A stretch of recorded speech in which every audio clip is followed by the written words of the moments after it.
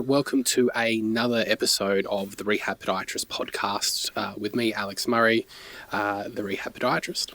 I am really excited to be joined today by an academic, a lecturer, a podiatrist based in the UK, someone whose work I've read a fair bit of and think he's got some very, very unique perspectives and things that haven't been really talked about that much in podiatry when it comes to involving evidence in healthcare and how we do it and how we sometimes don't do it. So that person is with me now, Andy Bridgen. Andy, thank you so much for joining with me. Hello there. Thanks for inviting me on. I was when I got the email back and you're like, yeah, well, I was like, this is so good. So it's everybody likes an excuse to talk about the thesis. Well, I thought is so. I mean, this is before we get too far into it. You know, if you can introduce yourself and your thesis as well would be fantastic. Yes. So my name's Andy Bridgen, as you've said. I work at the University of Huddersfield as a podiatry lecturer. So I teach podiatry to undergraduates and postgraduates.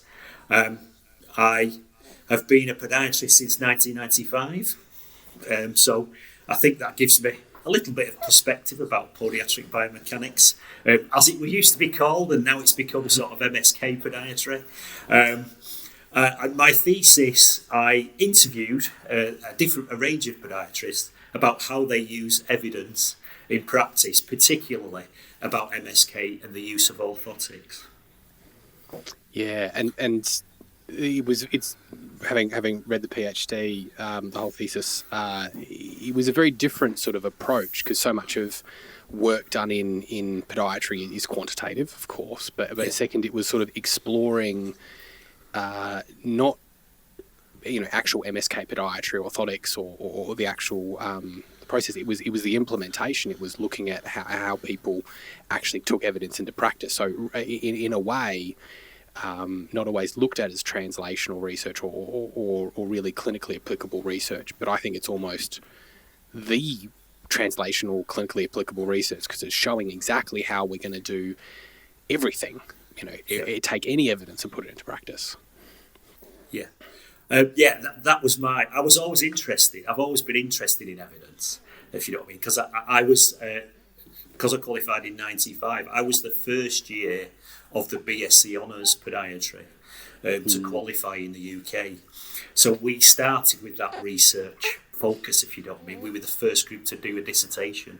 And luckily I had wonderful lecturers who enthused us to be interested in research. So I've always been interested in that. But obviously when you get into practice, you realise that maybe it's not that quite as simple as you thought it was. And the things that you'd been taught at university don't always work in practice or don't seem to fit perfectly into practice. And that got me questioning and thinking about it. And I also started to look at qualitative research and what that might be able to give us. And then got very interested in that. And then that's sort of the journey that got me to look at this in this way, I suppose. Yeah, and I was thinking as well, because part of the thesis as well you had was a section where you were sort of discussing your personal journey that sort of led you through with the NHS and exploring areas of education that were maybe outside the typical podiatry sphere. Yeah. So I use I call myself a hermeneuticist because that's the qualitative approach I used, if you know what I mean. And that is about understanding yourself as well and how you fit into any type of research that you do. So you look at that, and obviously it's a good thing in that as an MSK podiatrist, I knew or should have known what people were talking about when we were in that interview, so you can get some idea of how to do that. But also you start to realise that actually our profession and all professions sort of indoctrinate you into a way of looking at the world maybe that you don't always realise is quite what happens to yourself. in terms of the thesis, do you want to sort of give a sort of the abstract or the overview of sort of what you did specifically and what you found? Yeah, so I interviewed a range of MSK podiatrists about talking about evidence and how they used it.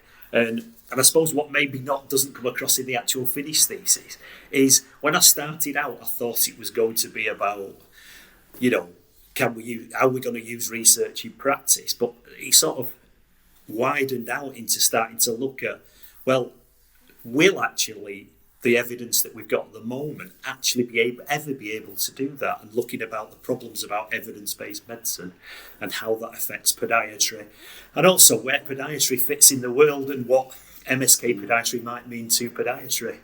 But what I found, I suppose, was that most people want to use research evidence, but they can't. And so they end up falling back on their experience. And actually what most people use is sort of an active experimentation. So they sort of, it's almost like a suck it and see process, if you know what I mean, of trying different things that seem to work in practice. Some of that is based on what they've learned through their training and research, but a lot of it comes from their practice. And I think that gives a sort of difficulty for anybody who is relatively newly qualified, if you know what I mean. It's because they don't have that experience and they can sort of think, I don't quite know what is happening or how I'm going to get this experience. Yeah, and I think that's what really drew me to the thesis, specifically when I was reading it, because it not only sort of mirrored what I was seeing. I've sort of personally gone through a process where I've expanded my idea of research, and have done philosophy of science and done all these other projects. But then looking and talking to podiatrists, it very much was that active experimentation. There were some people that were sort of shunning evidence, which is kind of what you sort of identified in at least one participant specifically, was almost a carbon copy of my experience with certain podiatrists. And then it was that element of what we see, which is, podiatrists are very much products of who they studied with, who they've worked for.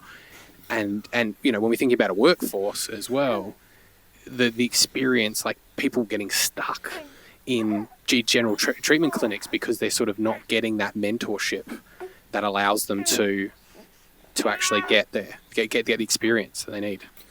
Yeah, and I think from a UK point of view, if you know what I mean, that what we found, and since I've done my thesis, is that there used to be MSK teams in the NHS, and now that's sort of being lost, if you know what I mean. So at least in the NHS you had a chance of that mentorship.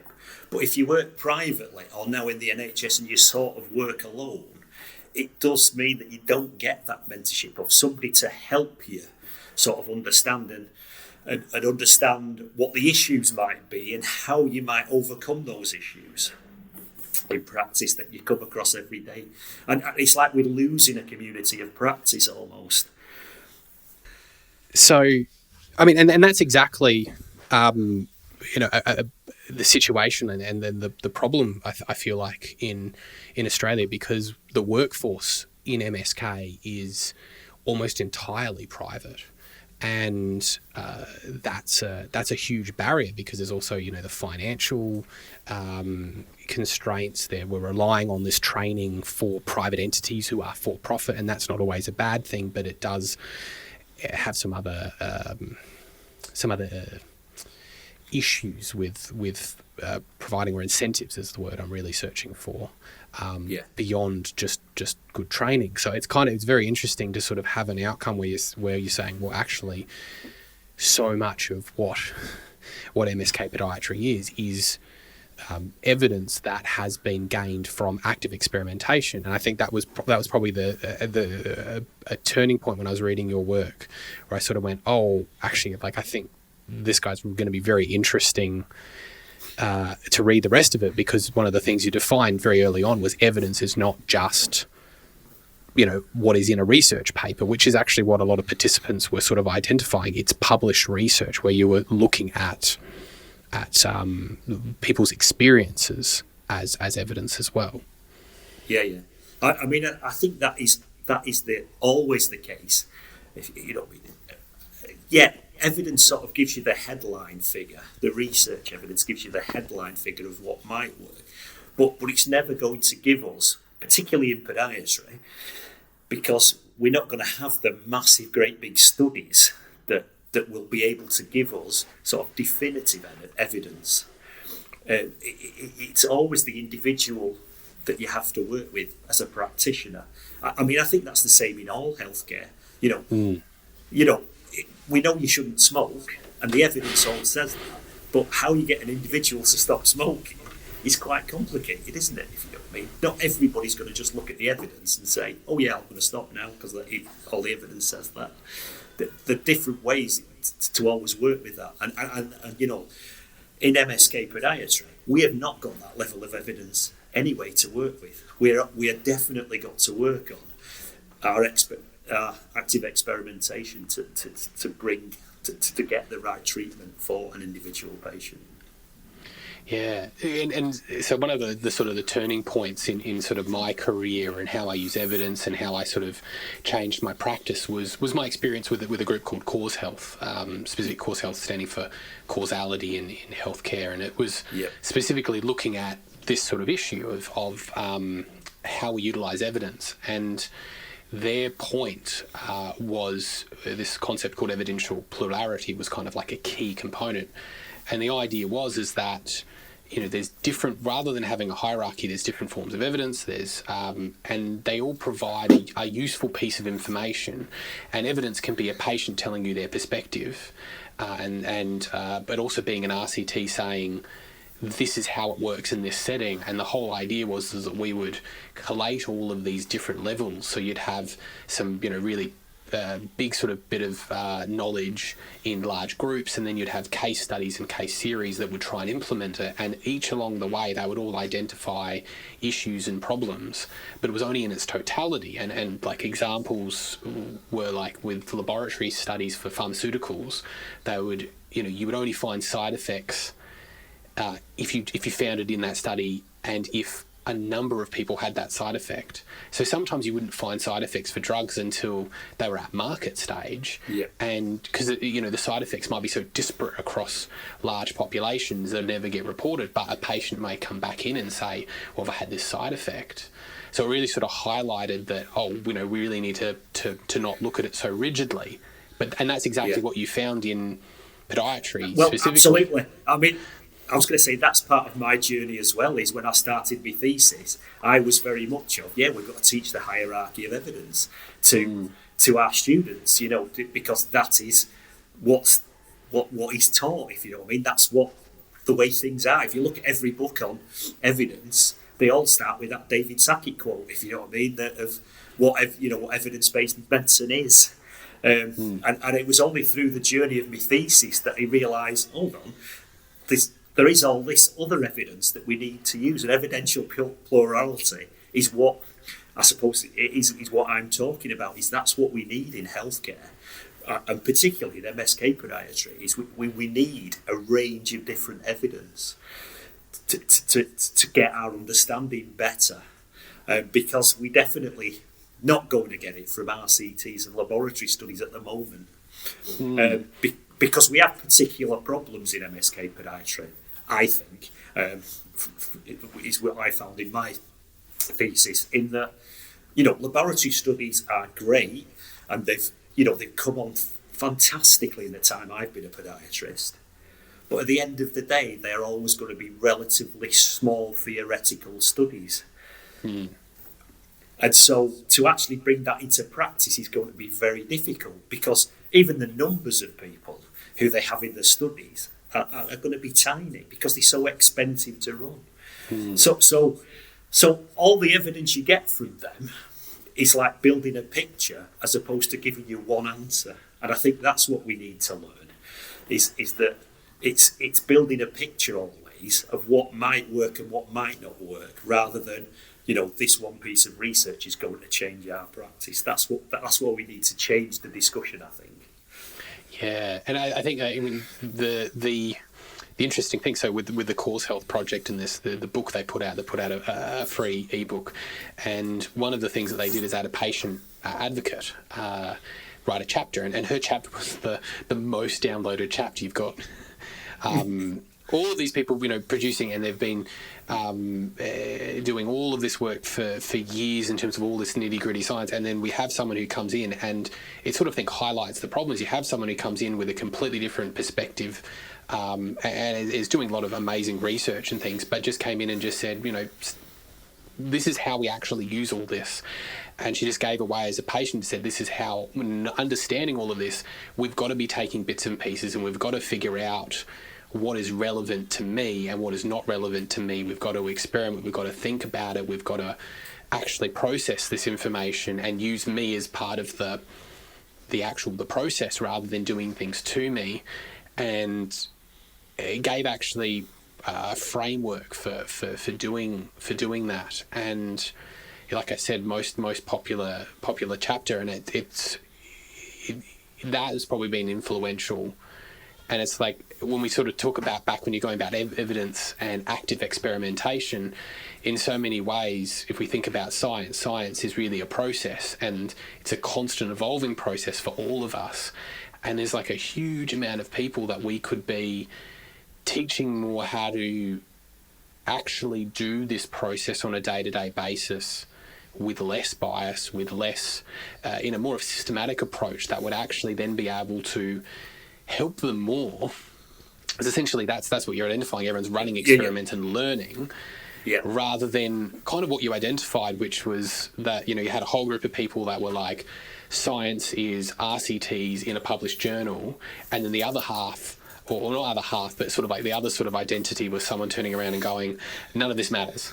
Yeah. And it was like, there was no one was really getting in the middle and going, how do we actually use this? It was this, I suppose it's like everything. I think because I was interviewing them, and you've got to accept that people might make statements that are probably not true. And actually, in reality, it was probably a little bit more nuanced than that, if you know what I mean. In that the people who were strongly for science, if you know what I mean, were saying that because they wanted to prove to the audience that actually they're following science. But when I got a little bit further in, they were still a little bit more they were still doing active experimentation. And the same thing of those people at the other end, particularly one of the participants, I think it was almost being provocative in trying to say, I'm throwing that all away. But actually, underneath it, he did know a lot about a lot of the current theories that were, around. So he must have been reading literature, if you know what I mean. So I think it's a more nuanced view, if you know what I mean. But because I was interviewing them, they probably overemphasised maybe which position they were in.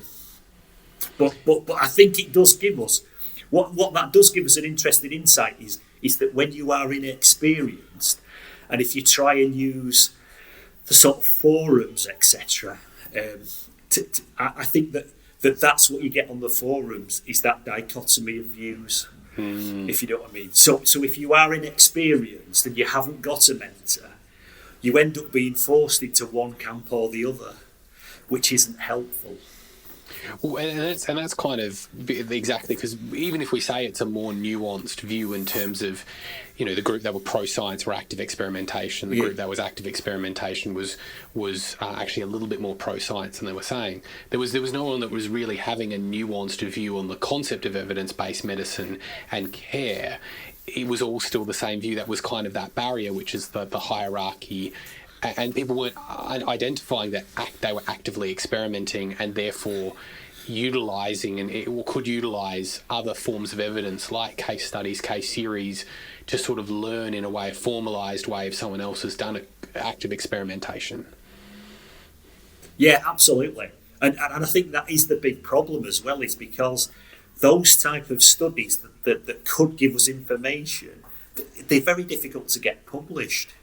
Particularly in the UK, if you know what I mean, it's becoming more and more difficult because I think like audits and service evaluations are actually really important, but a lot of journals in the UK don't entertain them at all. But for practitioners, Yes, it doesn't mean that you can, generalise about a bigger population, but you can see how one sort of unit or group have treated a set of patients that might give you a good insight into what might work in practice. But like I say, it's difficult to get those studies published in journals. They want research. It's a real difficult thing, and I don't know what the answer is in how you get that to change.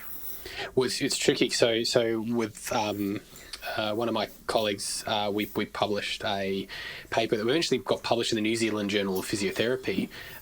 It sort of got rejected from a few foot journals. It was a qualitative. It was an editorial, but it was in response to the qualitative evidence in the latest Morrissey paper, guideline on heel pain, where a lot of people were talking about their experience and their understanding of heel pain, and then it was sort of nothing got done with that information. And we were sort of talking and saying, hey, you've got all these people saying that they really think that, plantar heel pain is really damaging, it's tearing, they need something to fix it, and all these sort of things. And we sort of said, hey guys, there's a bunch of information out here on like low back pain and pain in general, about how we use language and how that can impact motivation and how that can impact what people choose. There's a study out there showing that if you say someone has got, a meniscal tear in their knee, they generally won't feel better until they've had the meniscectomy, unless, even though the evidence doesn't just prove it does nothing. And we sort of wanted to put this opinion out there, but it was, universally panned across all of the studies because it wasn't a quant study, it wasn't a high-powered. But you can't get those viewpoints in and that sort of nuance because people are looking for that evidence that is game-changing, solves all the problems, it's really certain, rather than saying, hey, what if we change a little bit here? What if we change a little bit there? What if we tweak this part of practice? But I was going to say, but that's always, it's like evidence-based. The hierarchy of evidence is almost a heuristic, isn't it? It's a shortcut. It's so you can say, RCT, well, that must be good. A case control study, that's class 2, so we know where that is. And then you're down to expert, and that's 5, and that's okay. And it's like, because everybody wants simply to do things simply, whereas actually, in reality, nothing's simple, is it? If it doesn't fall into neat little boxes. We always have to think about things. And that's part of the problem we've got, is how do we get that information? How do we share that information with people so that they understand better? In a small way, in my teaching, obviously, it's completely changed how I teach evidence-based medicine now from what I used to teach, to ask questions of the hierarchy of evidence. But that is the sort of the way things go now, because money, in terms of research money, is all led by that view of we have to do an RCT to prove something, and that's very difficult to break, I think. Yeah, it's interesting because, like, when I think about, I like teaching, I like education, I do a bunch of professional development and produce courses, and I'm a big fan of going along to professional development. It's quite similar because you're talking to someone else about, and they're giving you not only their thoughts but their active experimentation, their process. And I specifically like, I'll do courses on the same area or the same processes to hear everyone else's different sort of opinion. And I think we've had a huge rise in a lot of those courses because, in a way, rather than just this paper and hoping this paper solves everything, you have someone that kind of gets you to go through their thought process, makes sense. And I think that's, just thinking about my experience with people in evidence-based medicine and reading your paper, it seems like that's the translation is a huge problem. But when you have someone that comes up that gets to talk to you about it, and it kind of, you almost form a relationship in a way, and you're like, I can see this person, I can understand what's happening, and you can sort of change their mind, where papers were kind of very for and against. Oh, that's right, that's wrong. This proved it didn't show orthotics work, so stuff that study, it did something wrong. It's almost like, that relationship, that mentorship in a way, whether it's to a group or whether it's individual, is kind of the way forward.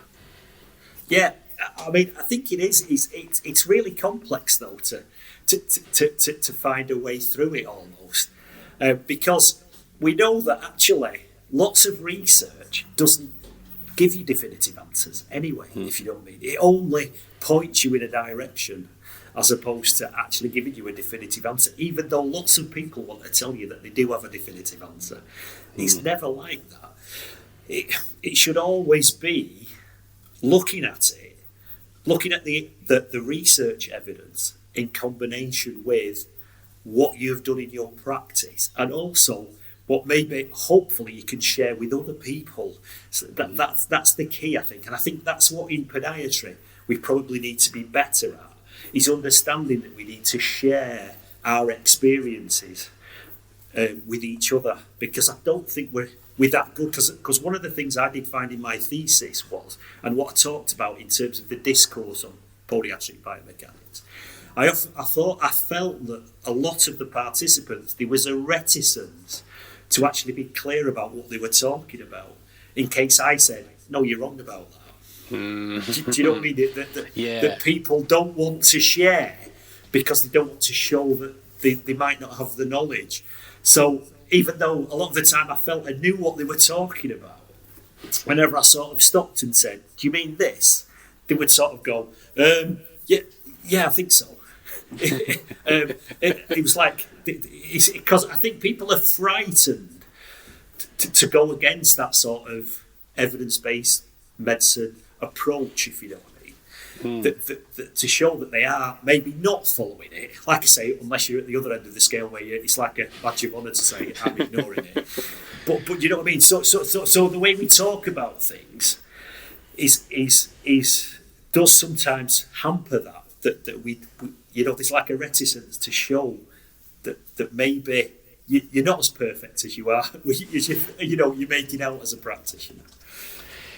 I think this is sort of a good time to sort of talk about a professional project, because I mean that was something that was that came up, and you sort of gave quite a history of the profession and its desire to stand out, and how that links to evidence, and this desire of, well, we want to have definitive evidence to prove that we are a profession that's based on science, and that we are different, and that we are competent, and how that influences the way we go about evidence. And it's interesting because when I think about my experiences at different conferences, one of the things that I sort of talk about, you know, going to the pain conference, is that you've got this field of medicine that's fairly new.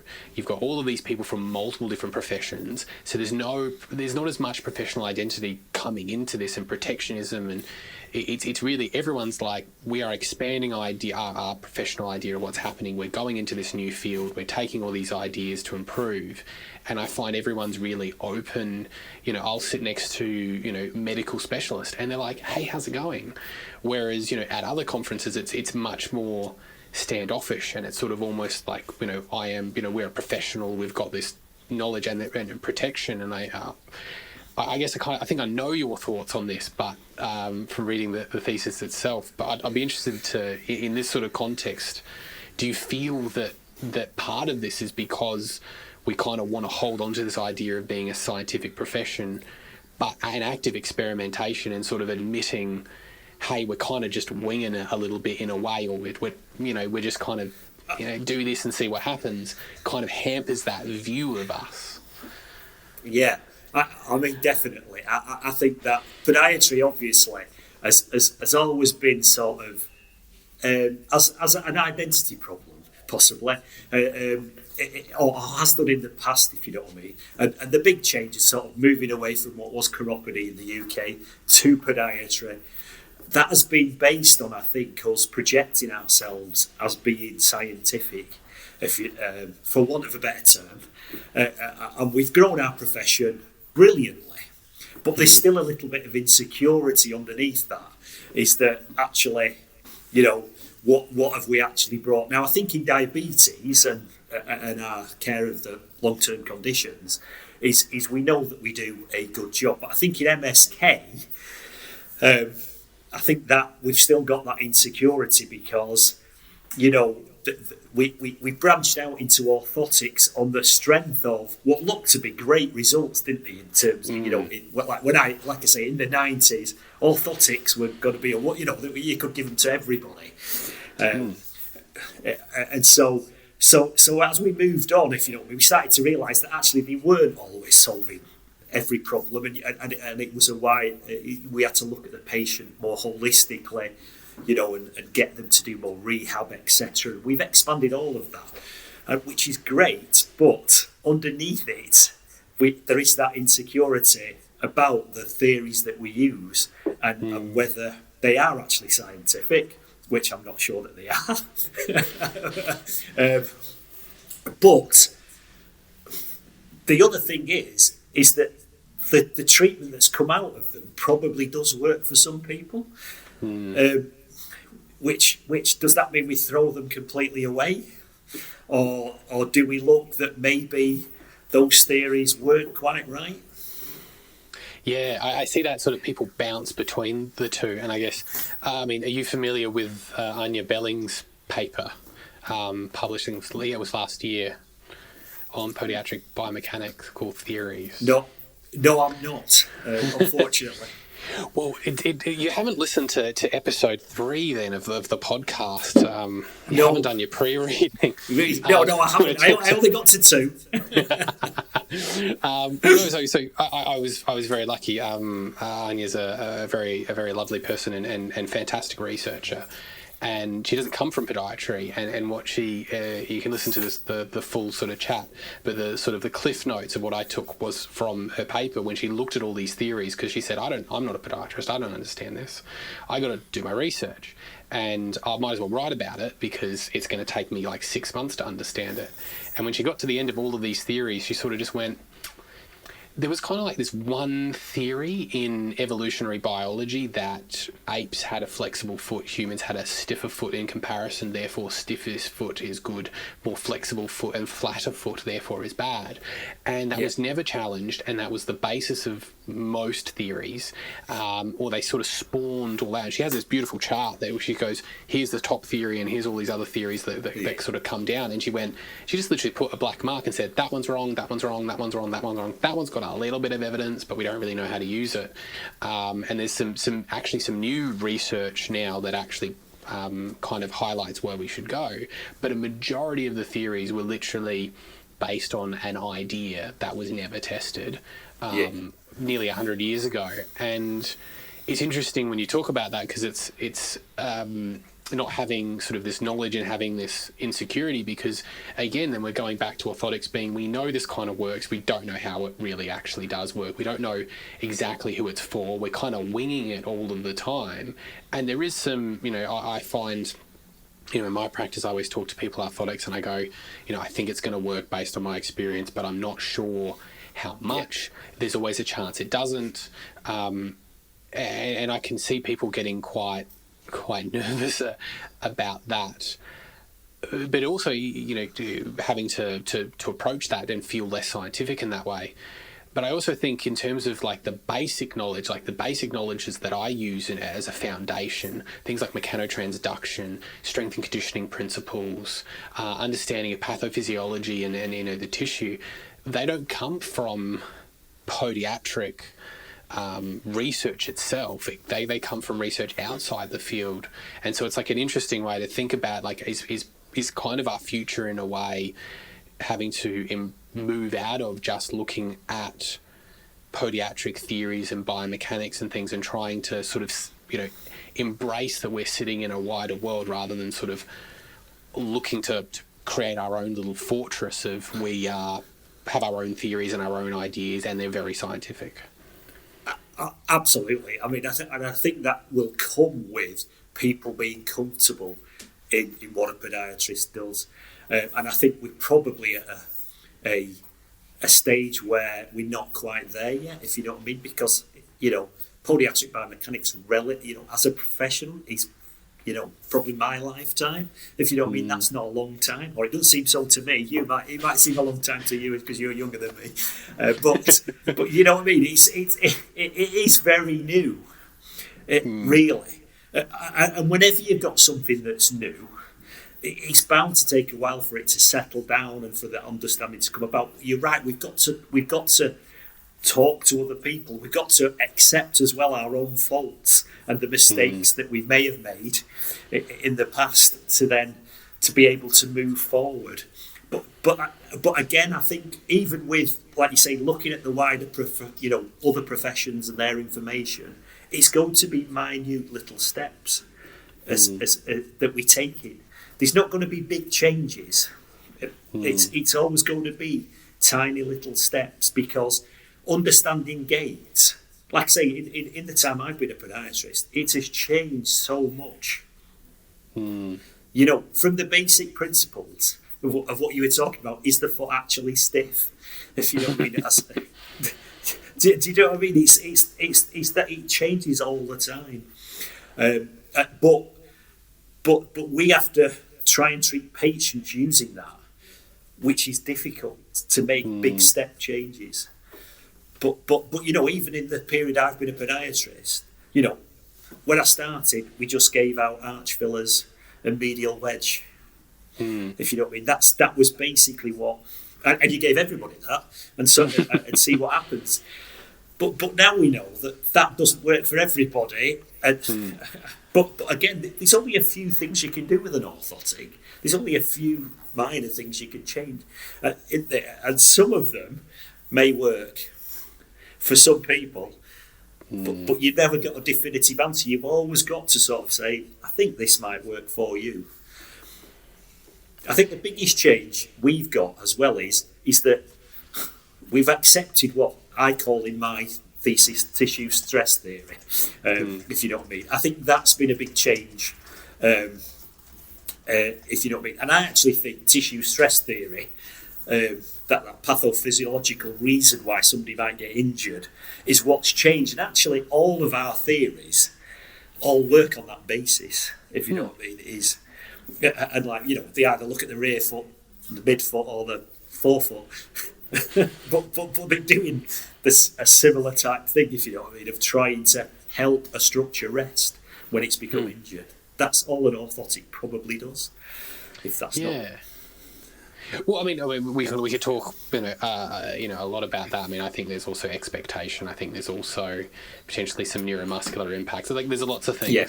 But it's interesting. It's interesting, sort of the historical perspective that you sort of bring, being fairly new, and it's funny because in a way, when we start to think about this and acknowledge it, it feels to me like we can also start to look and see, well, actually other professions have very similar issues and we are not alone. And we can either try and stand out the front and be like, no, we don't have those issues, or I guess we can collectively sort of join together, and that might be something that reduces our nervousness. But I think osteopathy has lots of issues, chiro have lots of issues with evidence, classics, but physio as well. I mean, I was going to say physiotherapy. Physiotherapy definitely has and once you get to talking to physios and understand, you realise that we're no different to them, and they have the same worries that we have, because again, their professional project started similar time to ours, if you know what I mean. It's just that they're bigger than us, if you know, but their insecurities are very, very similar. It's interesting because I also think about we talked about this just before we started recording. There's a book called Being Wrong, and I'm just going to look at the author, Catherine Schultz, and it's this beautiful book. I love it. It's and it talks about we never feel like we are wrong in the moment. Feeling wrong is always in the past tense. We're always like, I realise we're wrong. Unless we're being deceitful, we're always trying to be truthful and think that we're doing the right thing. And it presents this interesting perspective of medicine, and historically we are always teaching what we think is right now, compared to when we look back at history, we used to teach medicine as biles or humours. There was faith healing at some point, which obviously it doesn't have some things don't have as much evidence. Obviously, we've now realised there are some things that do. There were plants and things that had it, but we don't teach that as a perspective that, hey, for very long periods of time we were wrong, about things, and now we're getting more right. You know, when you go to podiatry school, you don't get that perspective of, hey, we were the 90s, it was, you know, orthotics were popping off, we were just flinging them everywhere, and now we're realizing we Goldilocks point, classic, we've got this new thing, everyone gets it, and then we figure out who it works for, and then we have that perspective. We still have people coming out that will then go, well, hey, orthotics are the main thing we're being taught, and we're not getting that perspective of we were wrong, and you know, figuring out how then we can expand the profession in a way if we're going to stay relevant. Yeah, well, I was going to say that's really interesting you brought that up, because as we were talking before, it's interesting when you look at the philosophy of science, isn't it? Is how, even in science, not just about medicine, how things have changed and how they know that in the past things have been wrong, haven't we? We progress, but we don't always progress in the right way. And one of the things about, you know, Thomas Kuhn, you know, the structure of scientific revolutions is, and that's the criticism of it, isn't it? Is that it says, oh, we have these paradigms, and, you know, you have a paradigm shift, etc. What he never answers in that book is what happens to all the other things that they were doing that was actually wrong, or that had been left behind. Because it's like what he's doing is looking back at history and picking the things that we know now. So you know, if you look at Isaac Newton, you know, yes, you know, theory, you know, gravity, etc., was great, but he was an alchemist as well. You know, which you know, he was trying to make gold out of other base materials, which now to us it would seem mad. But again, it's because he was just in his time. You know, just because his gravity has sort of been proven right, he would have no idea that would be the case 300 years later or 400 years later. It's really complicated to understand that. And like I say, a lot of the people in the 70s in the philosophy of science were saying, well, really, science doesn't prove anything. You're just waiting to be disproved. And that's sort of the problem we've got, I think, in health. Is because a patient wants you to be right, don't they? Because they think that's going to get them better. But actually, we might be wrong. And I think an acceptance of that is okay, as long as we're doing it safely. We're not going to do any more damage. I think that's understanding that. And I think not just in podiatry, but in healthcare, the sort of rhetoric has been sort of about we're going to be able to cure everything. You know, look, this medicine's going to cure you, etc. Well, it might not, if you know what I mean, because we don't know that definitively.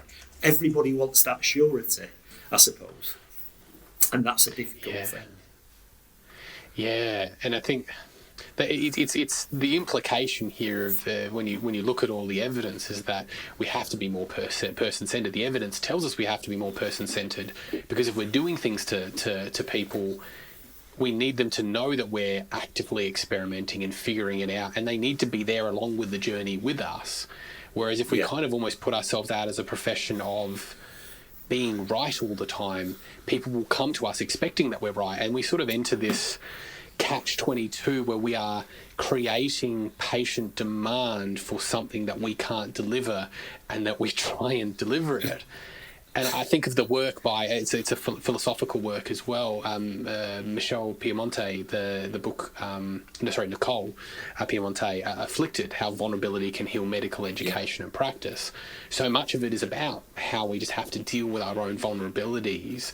And in medicine, it's so much worse, because you have a lot of people who are dealing with, let's say, like an oncologist, who's dealing with these problems. And how do you reconcile that actually we don't know, and the medicine might not have the answers, if you then have to go home and realise your loved one might develop cancer, you might develop cancer, and there's not the answers. And I think that's kind of a very extreme version of kind of almost what we have.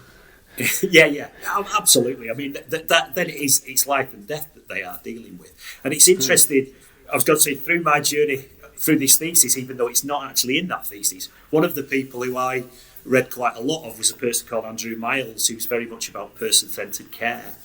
And he talks about people in the past who talk about a doctor's role being about caring rather than actually curing.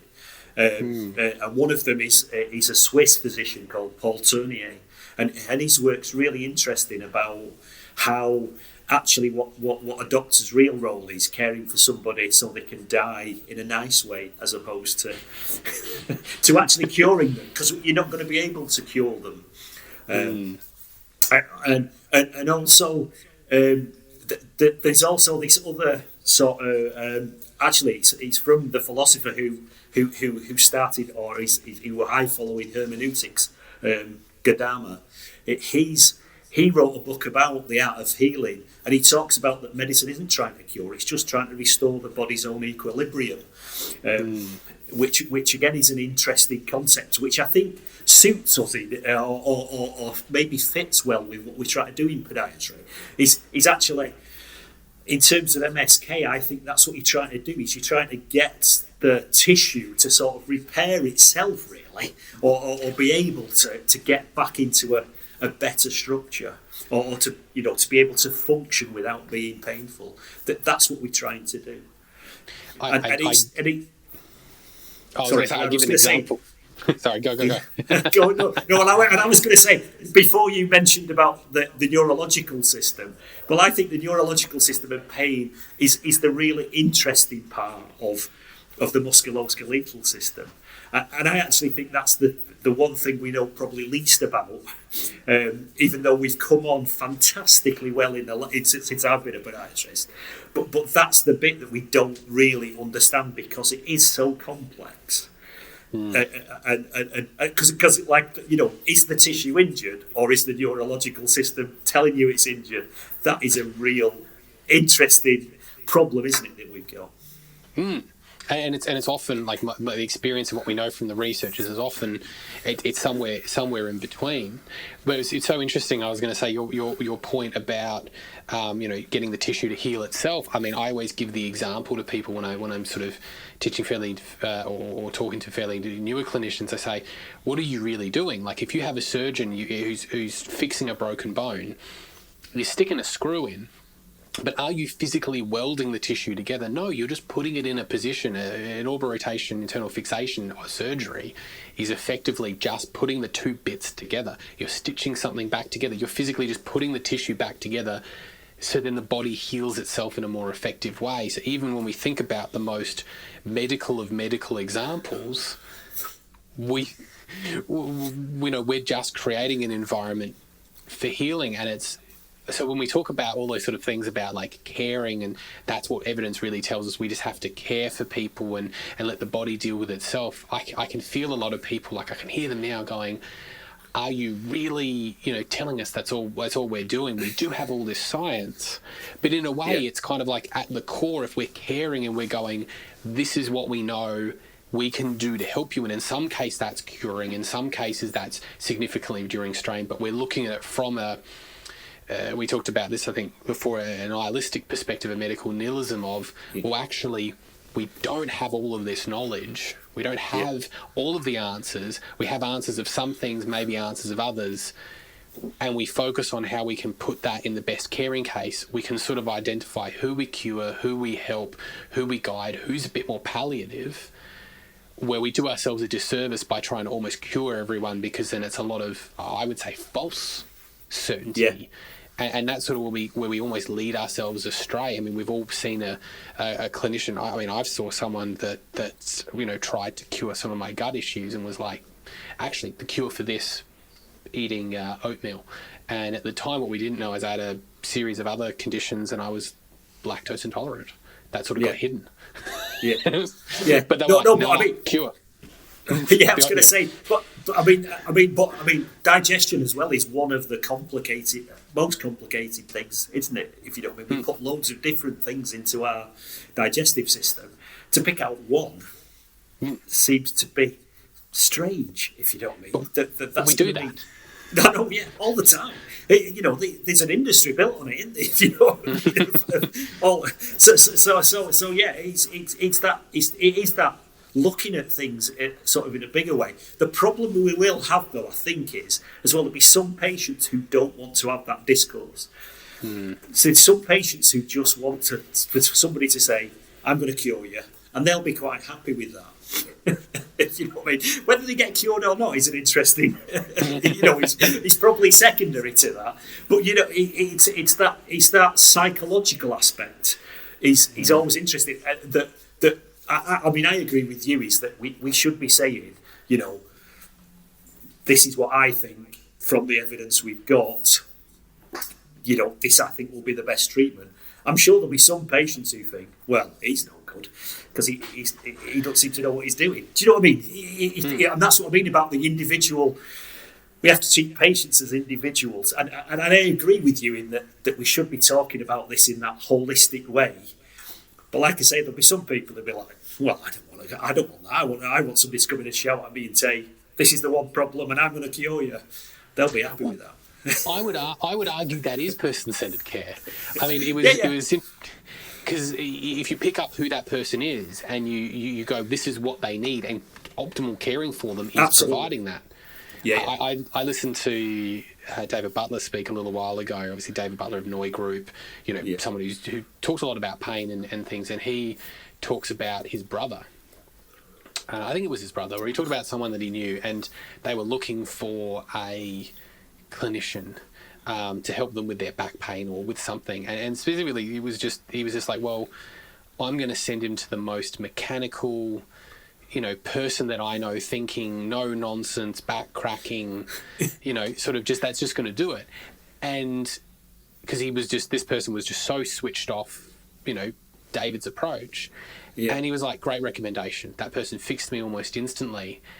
And in a way, you sort of go, well, that's kind of not evidenced, in a lot of ways, and you can make a lot of arguments, but in the same way, it's an ethical dilemma, because in the same way, that's optimum caring. And I think part of the interesting sort of bit, I mean, we don't have this as much in Australia because we don't have public health care as much in MSK, but in the NHS, there'd obviously be big issues because you've got this public health perspective, which is often what RCTs are also part of the problem. Is RCTs have a large group public health perspective of this is what on over thousands of people is going to produce the greatest response, a very utilitarian approach, the greatest good. And it comes at the expense of individuals. But whereas when you're dealing in a private space and someone comes in and is willing to pay, it's a very interesting ethical sort of position to be in when you go, well, this isn't exactly evidence-based, but they're willing to pay. They sort of understand what they want. You're not doing anything unsafe by doing it. And in a lot of cases, that's optimum caring. How do we reconcile all of that? Yeah. But it's interesting with what you say, that just brought something into mind about the NHS as well, is that's part of the problem. If we haven't got an evidence-based answer, well, why would the NHS carry on with it, MSK Podiatry? That's the problem we've got, and that maybe leads to insecurity for us, if you know what I mean, to admit that maybe we don't know as much as we thought we did about how the foot functions, if you know what I mean, and how our treatments might work. But I mean, then how do we answer that? Well, I was going to say, one of the other things I did find in the study was, I don't think we use our sort of outcome data as well as we could. That's my other thing is, I think that we should be recording our outcome data much better than we do. Everybody says they do, but in reality, when I got talking to them, they weren't as quite as dedicated to that as probably we think they are. And I think that would be a thing that we probably need to, as a profession, is work much better on, is trying to say to people, can we use the same outcome measure or a similar outcome measure, so that we maybe get some outcome data that we can use, if you know what I mean, to show that actually what we're saying about our orthotics, do they work? Have we got any numbers to go with that? That might be a good thing, a place for us to start with. Because as I said, in the thesis, one of the things I discuss is I don't think at the moment that RCTs and laboratory studies are going to give us those answers that we want, because the studies that we need to do, there isn't the economic necessity to do those things. If you know what I mean, to do those big studies. So how are we going to get data? Well, it'll have to be ourselves collecting data and trying to pool that together. That would be at least give us something to work with to maybe stop our insecurity and actually be able to say to people, this is what we do, even though we might not know 100% how it works, it does seem to work. We can show that better.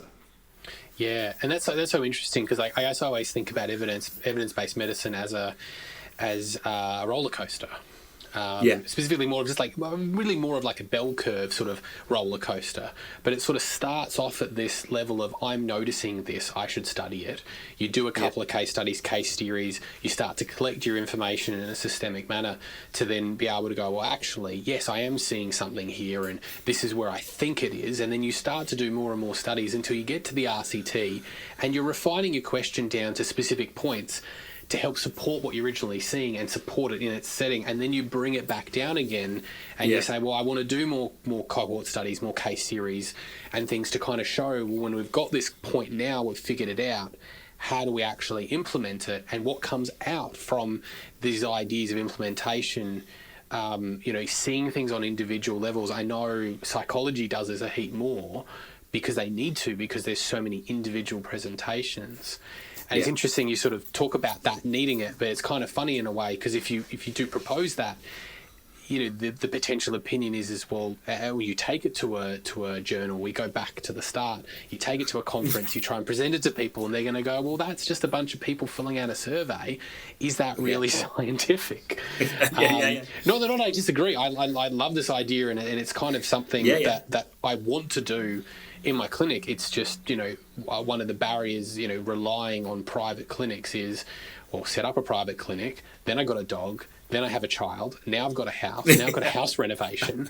My baby was in the first part of the interview that we had, on me, and then relying on me as an individual to sort of set up, collect that data, report it. I mean, with the NHS is not even doing it that well, and they actually have, not to say the resources, but...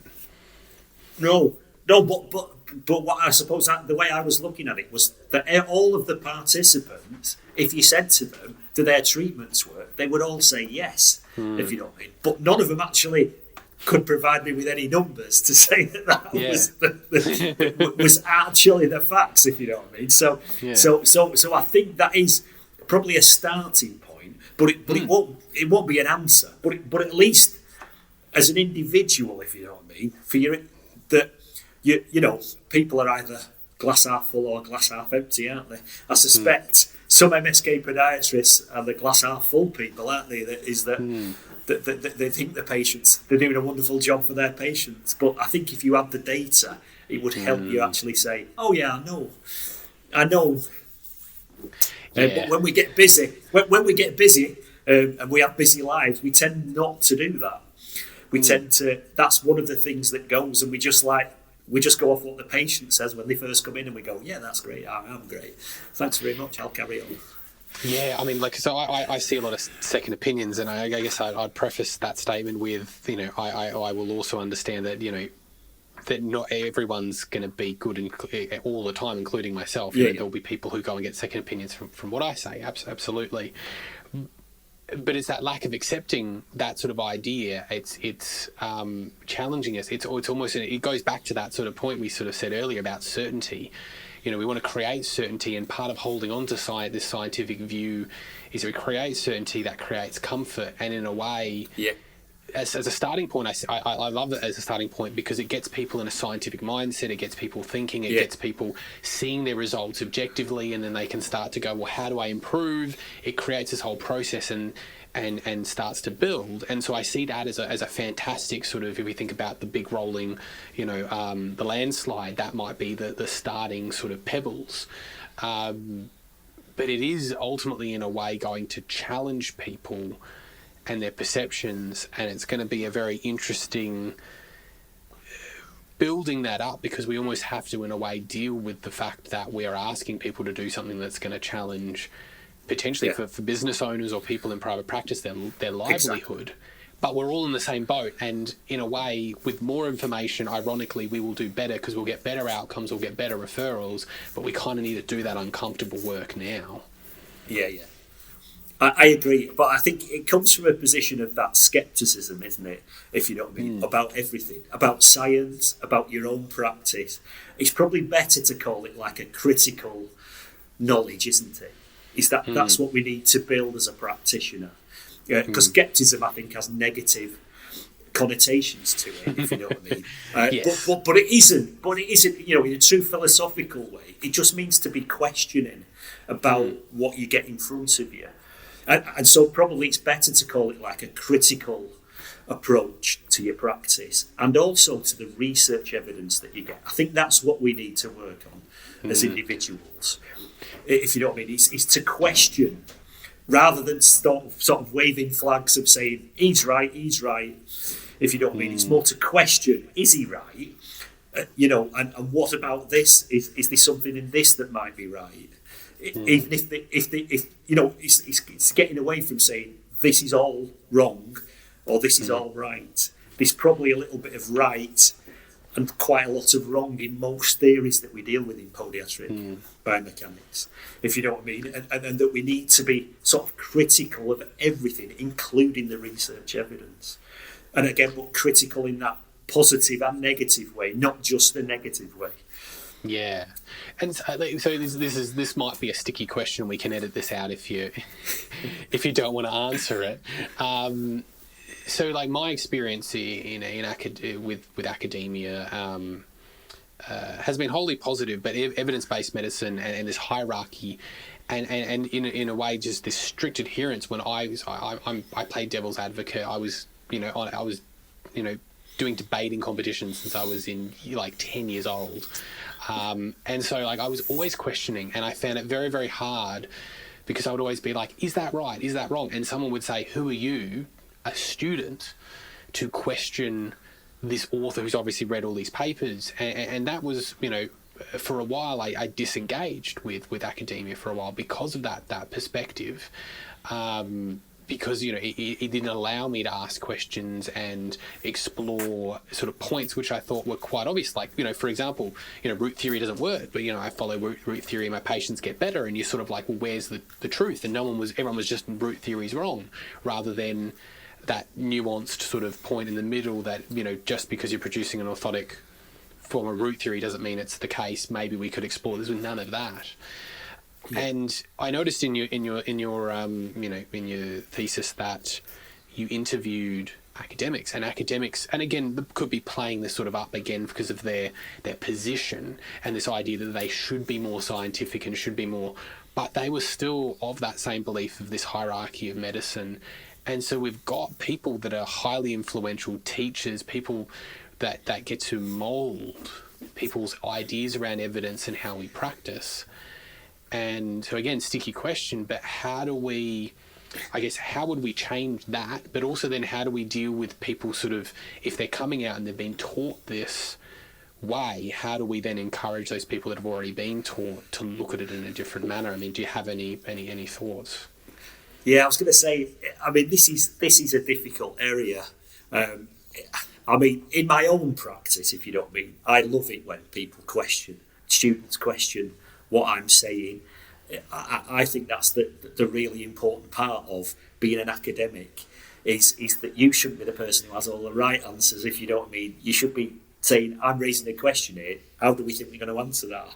Is how I approach it. But you're right, in evidence, it's really difficult to dislodge this theory that the hierarchy of evidence is what we should use. If you know what I mean, it's absolutely it's absolutely embedded in all professions. I think from our point of view, from podiatrist's point of view, we need to look at the discourse that there has been in medicine, which I know has gone on for a long time and has probably most people are bored of it really in medicine. But we probably need to have a little bit more of that discussion in like I say, in what we call in the UK allied health professionals. We need to have that discussion about what are the problems with evidence-based practice or evidence-based medicine. What are the issues with it? Do we ever discuss them? But because I think that again links back to our own insecurity. And if you look at the professional project, if you know what I mean, medicine has got has got itself in a very privileged position, and if we want to compete with that, if you know what I mean, I think that's one of the reasons why we want to be scientific professions, is that we think we'll end up in the privileged position of a medic, if you know what I mean. So we've got that sort of influence is there, but yeah, it's difficult to move away from that. But I think in undergraduate level for podiatrists, if you know what I mean, I think to have there should be that debate about the hierarchy of evidence, because it's in the literature. I'm not, I might be a podiatrist and looked at it, but if you look at the medical literature, there is widespread literature about what are the problems with evidence-based practice, evidence-based medicine that we don't seem to touch on. Well, go back to Engel in 1970s. Yeah.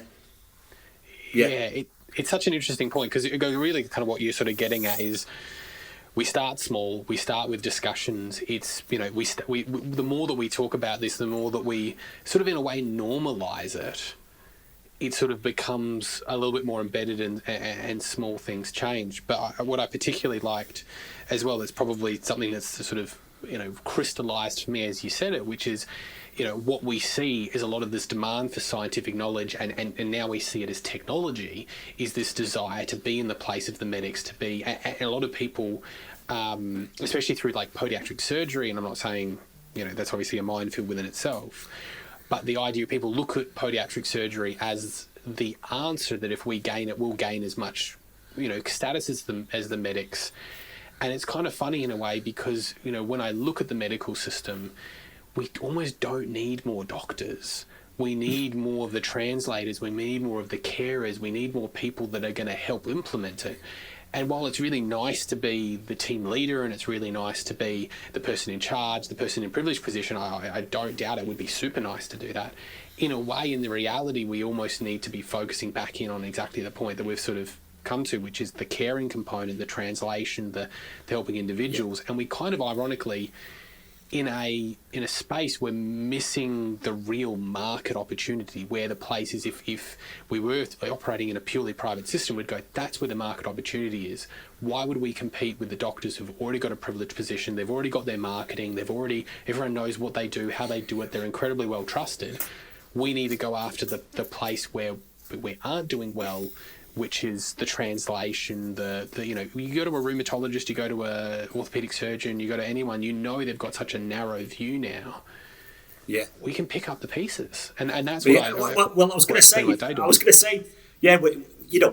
want to be medics, but if you look, they've got their own problems as well, if you know what I mean. If you are, take a critical approach to what they're doing, like you say, they've become so specialised that actually for a patient, and I've got elderly parents, who are patients, they end up having innumerable appointments because two consultants only do a tiny little bit of their healthcare and don't really talk to each other. They need somebody to be that, like you say, to be somebody who will actually sit down and say, oh no, he's saying that and he's saying that, but we need to work together. Do you know what I mean? It's like, they've got their own problems, but I don't think the professional project is a thing we really think about, if you know what I mean. It's just we are striving to secure our own place in the world, wherever that will be. So we don't really look at it. But I think you're right. I think we do need to just find our own way in that. Yeah. We don't want to be medics. We need to be a podiatrist, and like you say, that have that holistic care for a patient. That is the important part. Be able to solve their problems related to the foot. That is what we should hold on to. That's the key for us. I think that's a fantastic place to end. I think we've covered so much, and it's sort of, before we end on a negative point or something a bit more challenging, we can end on a positive note of that's where we can be, and there's opportunities to still do that. Yeah. This has been absolutely brilliant. I think, we come in to talk about evidence, but realistically, when you talk about evidence, you end up and counting all of the problems around it. Yeah. If I guess finishing up, I guess, is there any final sort of thoughts or ideas that you'd have, or things that you probably want to express? I think I've expressed. I think you've got a good impression of my overall views on things. But yeah, I think that's the important thing is that what I was saying about having that critical approach to your own knowledge, whether that comes from research evidence, from the biomechanics theories, from your own practice. I think that critical approach is what we all need to be as practitioners. If you know what I mean, we all need to look at what we do, the evidence that we do in a critical way, positive and negative, not just negatively. And if we all did that as a profession, we'd move on greatly, I think. Beautiful. If people wanted to find you, read your work, get in contact, is there a way that people can engage with you? Yes, so my email is a.bridgen@hud.ac.uk.